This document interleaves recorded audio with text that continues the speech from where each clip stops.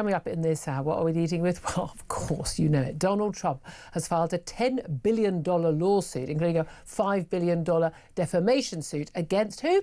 The BBC. He's accusing the broadcaster, of defamation. The US president's lawyers filed court papers claiming the broadcaster deliberately and maliciously doctors his speech in a Panorama programme broadcast just a week before the 2024 presidential election. However, of course, it wasn't broadcast in America, so whether or not he's going to actually be able to make that claim through the Florida courts is one thing or another. Is the BBC likely to lose it? Well, who knows, but are they likely to settle? Well, probably, given it'll probably cost them about $10 million to settle, and it could cost them $100 million to fight, even if they win. So we'll be talking about that with the legal expert coming up. Love to hear your thoughts on that. Do get in touch. You support Donald Trump suing the BBC? Do you agree with JK? Yeah, you know, if he brings down the BBC, that's fine. Because at the end of the day, if they did get a payout or any of the legal costs, are all being paid by you and me. I mean, there are literally people being hounded by the courts right now for not paying their licence fee, because we've got to pay your licence fee.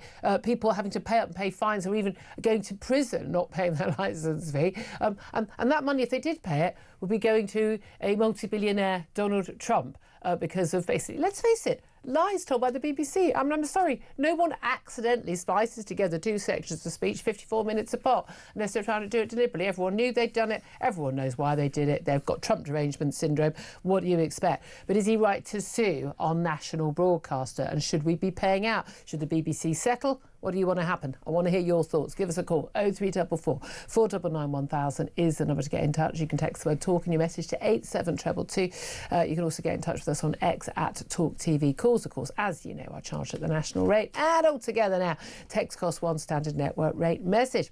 Also going to be talking about the President very much in the firing line himself, widely criticised, including by me, for a social media post claiming that Trump derangement syndrome had contributed to the murders of Hollywood director Rob Reiner and his wife. The couple were found dead with their throats slit at their Los Angeles home, and the couple's son, Nick Reiner, is under arrest for the murders. But it's an extraordinarily nasty and insensitive post about two people who'd just been murdered.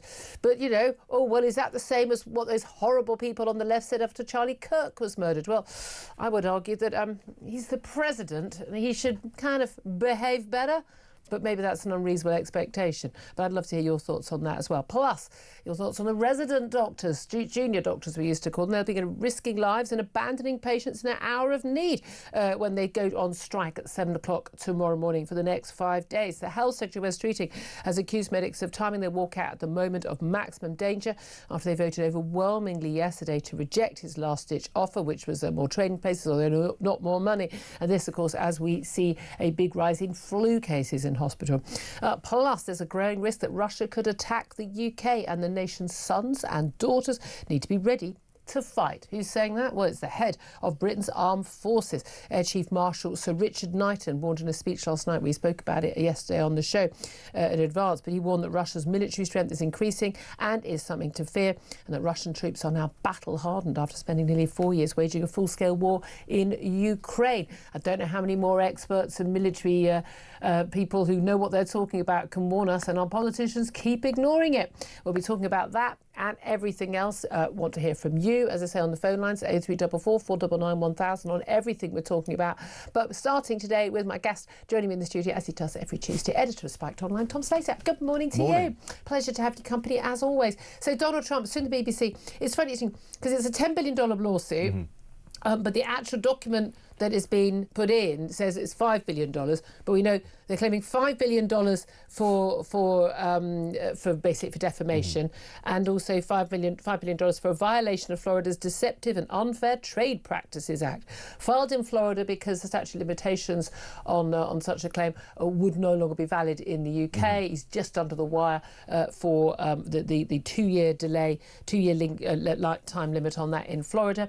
Do you think okay, first of all, do you think it's fair for him to sue? Well, I think it's clear that the BBC did something horrendously wrong. I prefer these things not to be sorted out in court, particularly when you're dealing with someone who is the leader of the free world. I mean, he certainly has his right reply. He has the bully pulpit of the entire world, and particularly as someone who, you know, frankly is forced to pay that licence fee.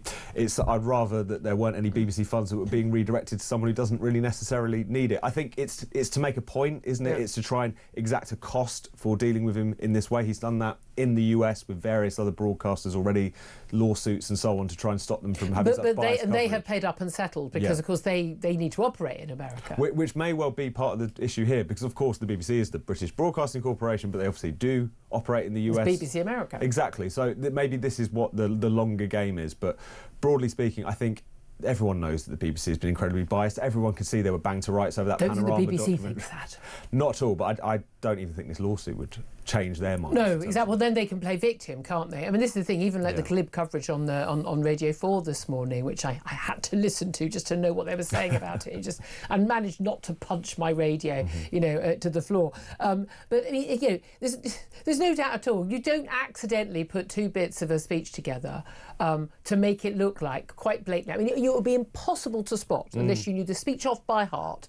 I think if you've given that speech, we go, hold on a minute. Yeah. The claim that basically Donald Trump was basically telling people, you know, at the head of the January 6th riots, you know, basically, you know, go down to the Capitol and basically cause mayhem. That's not what he said. Now, again, a lot of the coverage of that speech has been very unreasonable. There's no doubt at all in my mind that when it did happen, we know this is from testimony from his own staff, his own family members in those January the 6th committee hearings, that he did nothing to stop it once it had started. He was the president. He could have gone out on social media and said, stop now, go home, do not do this in my name. He allowed it to happen. People were pleading with him to stop it. That's on record, OK? So we know that. He wasn't unhappy about it happening. He thought it was probably justified, is my view. Did he call for it to happen? No, I don't think he did. And this is the thing why any criticism of Donald Trump is not Trump derangement syndrome. You can criticise him for things that he does wrong, but you don't need to criticise him for things he doesn't do wrong. And you certainly don't need to make things up. And if he is such a heinous, awful human being as the BBC think he is, then you wouldn't need to make stuff up, would you? Because the clips would be there, the evidence would be there. And we'll come on to that with this Rob Reiner post. But my thing is, they did make something up about him, and they did mischaracterise him. Now, the question is with defamation or libel is, you know, has it actually damaged someone's character? Have they had a material loss? He says it did do that. You could argue that it probably didn't. People had made up their minds. It wasn't broadcast in America. Someone with the VPN could have watched it in Florida, and that might have changed the vote. But he won. You know, he won that election in 2024. This was broadcast just a week beforehand. So, you know, was there any damage done? No. But I'm rather of the view that even if someone doesn't do any damage to somebody, I think that people have a right to sodding well expect compensation when someone tells lies about them. No, that's completely fair. I mean, of course, we need to be pretty careful about how we deal with defamation, how tightly those laws are drawn, very much tighter in the US than they are in the UK. I'm sure Donald Trump is furious that he's missed the kind of statute of limitations which exists on defamation cases. I thought it was interesting that this all came out just a week or two after.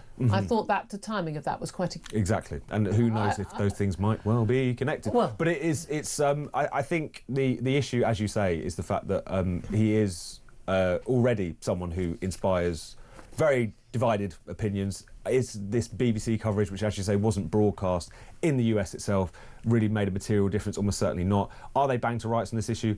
Absolutely. And I think it would just be probably slightly more edifying and would not really hand the BBC the kind of victim card that they now have to play if this case didn't the wonderful BBC. But of course, this all comes about at the time when the government is now looking at the review of the licence fee that was coming up. They'll want to get that all done and dusted before they leave power, no question at all. Of course, they're doing a two-term in office, aren't they? Of course, that's their plan. Definitely going to happen. Definitely 100% going to happen, Keir. Not a problem at all. But this is the thing. I mean, you can like the BBC if you want to like the BBC and still think that what they did wrong and they should pay for it. Except that it's us paying for it. It's us. It's the public paying. It's our taxes paying for it. But if they fight it and they win, it's still us paying for it. But I've been hearing some legal experts, and we'll talk to one, Mark Stevens, in a few moments' time, saying, look, these things tend to settle for around the $10 million mark. Ain't going to win 10 billion or 5 billion or 8 billion or 100 billion. It's going to be around the 10 million mark. But it would cost about 100 million to fight through the American courts. So you know, settle it, move on. But here's my thing. I want that 10 million to be paid by the senior executives that allowed that to go out and didn't do the checks and balances, and the production company that employed somebody, because it was an external production company, to doctor that. I mean, I think people, this is the problem with the public, these people are not liable. Yeah. And even so far, we've had 2 people go, the Director General of the BBC and the Head of News of the BBC. Both, I'm glad they're gone. But, well, by the way, we're still paying their wages, we'll pay their pensions. I mean, they haven't actually gone yet, they're still in their jobs, waiting for new people to be appointed. Again, always available for both jobs, guys, should you need me, if you want some impartial news. No, I just, not enough heads have rolled over this. This was an appalling thing to do. And whenever people, the BBC, like, oh, people are attacking them. No, we don't need to attack you. You do this to yourselves. No, and it's part of the problem is the fact that a lack of accountability is built into the BBC from top to bottom. They're not directly accountable to viewers in the way that commercial broadcasters are, obviously, because they can rely on the licence fee. There's also a lot of politics which comes into it, which we've seen in the wake of this. You know, you had basically the sort of Labour Party on the one hand saying, yes, they made mistakes, but also kind of running interference for them a little bit, because broadly speaking, they probably weren't that bothered by that kind of edit and the way that it was made. So should they be held accountable? Absolutely. The fact that heads have rolled already is a good thing, although it was telling how long it kind of took for that to take place. But is really a extortionate lawsuit, which is really only going to have a bill that will be footed by the British taxpayer. Ultimately, the way to solve this in our interest, obviously. Well, indeed. And you've got to wonder whether or not Donald Trump could do damage to his reputation. I say this as someone who wouldn't have voted for him in 2016 or 2020, but I would have voted for him in 2024. He was the better of 2 options. And actually, in terms of the policies, what he's going to, what he's been doing and what he is doing, I'm very supportive of a lot of it, not all of it, but a hell of a lot of it. I think he's been far more sensible and sane and moral, actually, on a lot of these issues than the alternatives from the Democrats. But I also don't think he's a good person. I think it is possible to hold these ideas in your head. No, I don't think. I think he's a genuinely narcissistic, possibly psychopathic person. I genuinely, as you know, look, whether you agree with me or not, people shout at me, oh, you got Trump derangement. I haven't got derangement syndrome. I give him credit when he does good things, and I criticise him when he does bad things. This is what you do when you're being actually a neutral observer on this. But I mean, I don't know how you could ruin someone's reputation when he posted this. Now, this is after the Hollywood director Rob Reiner and his wife Michelle were found dead, their throats slit at their Los Angeles home. And their son, one of their sons, Nick Reiner, has been arrested. He had major drug addiction problems, and he's been arrested, and they may expect he will be charged later today. And Donald Trump felt the need, after people like Obama had tweeted out, you know, how much they loved Rob Reiner. There's no doubt at all, Rob Reiner, huge figure in Hollywood. I've got to be honest, I love a rom-com. I'm sorry, I like easy watching. Harry Met Sally is one of my favourite films, full stop. You know, I love this guy. But yeah, do I agree with all his politics? No. I mean, he was massively Democrat, massively anti-Trump, very, very critical of Trump, said he should have been in prison, blah, blah, blah, blah, as a lot of people in America do think. And he's entitled as a individual to exercise those views. Donald Trump wrote this on his Truth Social site yesterday. He wrote, a very sad thing happened last night in Hollywood. OK, fair enough. Rob Reiner, a tortured and struggling but once very talented movie director and comedy star, has passed away together with his wife Michelle, reportedly due to the anger he caused others through his massive, unyielding and incurable affliction with a mind-crippling disease known as Trump derangement syndrome. I mean, this is an extraordinary thing. He's basically blaming Rob Reiner for his own murder because someone might not like his views on Donald Trump. This, by the way, I think is after his son had been arrested as well. Donald Trump continued, he was known to have driven people crazy by his raging obsession with Trump, with his obvious paranoia reaching new heights as the Trump administration surpassed all goals and expectations of greatness. And with the golden age of America upon us, perhaps like never before, may Rob and Michelle rest in peace! Exclamation mark. I mean, everything about that is tasteless and horrible, self-obsessed and wrong. People are saying, well, what about the horrible things that a load of Democrats and lunatics on social media wrote about the murder of Charlie Kirk, celebrating his murder on the right? But that's not the same thing, is it? Because there weren't any prominent Democrats, like senators or governors, who wrote anything along those lines. There's a difference between a lunatic lefty writing something like that on social media and the President of the United States. No, I think that's a completely fair point. I mean, everyone knows that Donald Trump is an erratic individual. He says things that you wouldn't expect, not just a president or any kind of elected politician to say. I mean, there's just no filter, really. Like, any idea that might kind of briefly cross your mind that you would never even vocalise, let alone kind of put out and publish, is he doesn't have any of that that reflex. And as you say, I think there is so much hypocrisy which surrounds the kind of whole Trump discussion. People accusing him of lying in a way as if like that has never happened in politics before. People accusing him of being incredibly divisive. You know, the Democrats became enormously divisive in recent years. But at the same time, there is a line. This was clearly crossing it, and it's not. You know, it might not be the biggest issue in the world in American politics or whatever, things he's saying about Rob Reiner on social media, but it's people are within their rights to think this is just not really that becoming, I guess, of someone of a president. It's as simple as that. You know, if you didn't like the guy, I mean, look, quite often there are people who I disagree with, or I've actually had personal spats with, who have died. Just zip it. I mean, you know, I don't want anyone to die. I mean, mass killers. Quite happy for that Bondi gun, my dad to be dead. Good, great, he's dead. But I mean, you know, as a general rule, you know, you don't just if you can't say anything nice, zip it. It's that simple. We're going to talk about the Bondi attack in just a moment, but let's talk also about what's happening here tomorrow at 7 a.m. Resident doctors, used to be junior doctors, they are going to go ahead with their 5-day strike in the run-up to Christmas. They've had a vote to ask whether should they go ahead with it, given the pressures from flu at the current time. They're going to go ahead with it. They're used to, you know, you're going to cost people's lives. It's as simple as that. A lot of elderly people would normally be signed out and basically discharged from hospital ahead of Christmas, but they're not going to be able to do that admin because and do those inspections because there won't be enough doctors. Are they wrong to go on strike? I think they've clearly lost this argument, and I think there's a level of sort of desperation which has set in, because if you look at the kind of pay hike that they had last time around, it was, you know, it was creeping towards 30% pay hike when they last were in these industrial disputes. To come back for more at this time was never going to land well. I think it's been quite telling how it's landed with the public as well as how it's landed with other people within the NHS.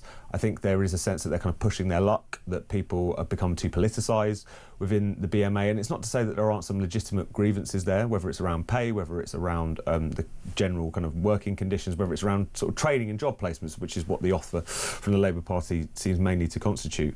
But in order for a strike to actually be able to carry off and be politically successful, it needs to command a level of public support. Yeah. And even historically, people might think that there's less, you know, like people tend to back nurses and paramedics more than doctors. Even, you know, previous doctor strikes could command a level of public support because people would really feel like they're doing an essential job in an essential service, and that's important. The fact that they've really kind of lost the room is telling, and I think it's because they've just pushed their luck a little bit too far. Well, I think that's also very, very much related to the latest unemployment figures we've seen. Unemployment's just crept up slightly to 5.1%, but you know, every creep up is a bad thing, is it not? But we've also seen the latest stats showing that the you know, we're seeing, you know, more and more jobless, but also crucially, we are also seeing pay rises going up more for the public sector than for the private sector. Oh, what a surprise! And I think this is really telling. Average wage growth was 4.6%, excluding bonuses. Who are these people? I want to know what is this bonus thing that people get? That's between August and October this year.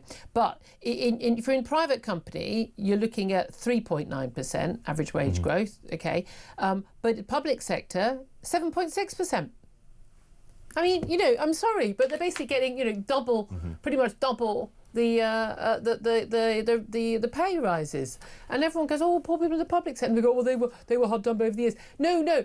Public sector and the private sector did really badly in austerity. Private sector been doing badly before then, and the public sector been going up. And by the way, they get bigger pension contributions as well. So I'm sorry, we are paying more and more and more people in the public sector, who, by the way, have zero increase in productivity, and we're paying. There's less and less pay rises in the private sector. Partly, one would expect from these national insurance rises, which all the employers and everyone who understands basic economics, i.e. not our Chancellor, have said, if you increase the cost of employing people, they'll have to pay people less. Ta-da! Yeah. I mean, it's one of those things, isn't it, where it so sums up Labour's sort of management of the economy, which is not to say that, you know, people in the public sector don't deserve a pay rise. I'm sure many of them work very hard. It's just the fact that when people look at the economy more broadly. They see the fact that a lot of bungs have been given to the public sector, which is, you know, basically a kind of large base of support for the Labour Party as much as anything else. Meanwhile, the private sector is being absolutely pummeled. So it's, you know, we could get into a kind of like beggar my neighbour situation. You don't necessarily, you know, everyone's had a not great time, to be honest, since the financial crisis. The kind of squeeze on productivity, on living standards and all the rest of it. It's been, when you really take a step back, it's been a economically awful couple of decades, really. But at the same time, I think it's the way in which you see this disparity between public and private sector is a clear indication that particularly this Labour government, the previous ones, have failed to deal with those underlying problems. And because the public sector is a bit more unionised, because of the fact that there's obvious incentives to keep it on the road because of public services or a vote winner and so on, there's been less neglect of it in some cases than we've seen elsewhere. But the broader picture is not great regardless of what side of the fence you're on. Let's go back to what's been happening in Australia and the Bondi Beach attack. Lots of evidence now about the son of the father and son, Naveed, and his father, Sajid, died on the scene. Naveed, it's been actually emerged in the last few moments that she's woken up from his coma in hospital, critically injured, but certainly not life-threatening injuries, and that they had both travelled to the Philippines. It is thought possibly to get some military training. There has been some extremism in the southern part of the Philippines, but also that he'd been looked into for his belief in Islamic State ideology as young as the age of 18. You know, here we go again. You know, this is what happens every time we have an attack in the UK as well. These people are known to the authorities, they've been looked at, they haven't got enough evidence, and they go, oh well, we will. Now, I've got a lot of sympathy for the security services because in every country, because there are so many people they need to look at. How do you prioritise? This guy's low priority, let's go worry about someone else. And that's what they're dealing with. And, you know, as that old IRA quote, you know, you have to be lucky every time, we only have to be lucky once, you know. But it is extraordinary that once again, people who are just harbouring, you know, ISIS ideology, Islamic State ideology and extremist views, living amongst people thought of as completely normal, are actually wanting to kill the people they live next door to. No, and that's the thing that we can't get away from, the horror of that. We've become too accustomed to this. Australia, less so. They're starting to be bitten by this in a way that we were, you know, more than 20 years ago now. But it's a telling reminder that purely the security services, purely counter-terror policing, is not sufficient ultimately to deal with this threat. They can be as on it as humanly possible. It's always worth looking at when you see one of these horrific attacks actually being pulled off. The number that are foiled is always amazing whenever you see that reported. These things are happening all the time. In the UK, we've got tens of thousands of people on a watch list for Islamist terrorism. It's 3/4 of the MI5 terrorism caseload. And as you say, they only have to be lucky once. So it's one of those things where clearly the confrontation with this cannot purely about trying to nab people at the right time. There will always be people who slip through the cracks. We need to look at the kind of root causes as to why this has happened. Yeah, exactly. But again, what really annoys me, and I was saying this on the show yesterday, there's always vigils and candles, and there's, you know, and there's vigils outside Parliament, which Sadiq Khan, for some reason, the London Mayor, thought it was an idea to try and stop it. It's like, seriously, mate, read the room. Lots of vigils in Australia. We've got all the TV cameras are all down. They sent down their top reporter, you know, and they're all and interviewing everybody, and everyone's feeling very sad. And they will not discuss, which we did immediately at 10 o'clock yesterday, discuss what is the the problem. There's no point in moating about it. Stop pretending you care after the case. If you actually care, you'll stop the next set of people being murdered, whether they're Jews or anybody else. And I just find it infuriating. I know you tweeted, you know, very early on, you know, absolutely look back in anger. But every time I see another sort of interview, I go, oh, and how do you feel? I don't care how people feel. I want people to stop being killed on beaches. And people, you know? Of course, people are going to respond to the horror in Bondi, as we've seen in Heaton Park and Manchester Arena and the London Bridge attacks 1 and 2. We could reel off this list with a level of horror, concern, tears. That's absolutely fine. Don't dare be shocked by it. That's human. Don't you dare. Don't be shocked, and also get angry. The problem. This is not a natural disaster. This is not a bit of bad weather. This is not something horrific which befell a group of people completely by accident and there's no boo about it. This is not even just a kind of random act of violence. This is a concerted effort that's been waged for decades now on the part of people who loathe this society, who loathe Jews, who loathe freedom, who will happily murder Holocaust survivors, children, gunning people down indiscriminately because they are adherents to an ideology that most of the time our politicians even struggle to name. That's the problem. That's what we need to confront. So, thoughts and prayers, great. emoting. Doesn't There's solve a time anything. and a place for that, I suppose. But what we need is politicians who are going to come forward and say, you know what right now, what are we going to do? We need action. What are we going to do about it? Exactly. I completely agree. It is interesting. Some new footage that's emerged actually today of we obviously saw that hero Ahmed Al Ahmed who shot himself, basically jumping on the father Sajid Akram and taking his gun from him just before both were shot by the police in Australia. Police already on the scene, by the way, not acting because they didn't have guns, but a brave civilian did. But new dash cam footage has emerged from the police of a man falling to the road beside Sajid earlier, holding the gun. He just wrestled from him. A woman stands nearby. They both then got shot. Absolute heroes. Thought that they were. They'd just been shot as innocent victims. They were incredible, brave heroes. They battled to stop him. They'd done their best. I mean, just people just going to the beach. Yep. It's just amazing, these tales of bravery and humanity that we are seeing. Unfortunately, we can't show that footage right now.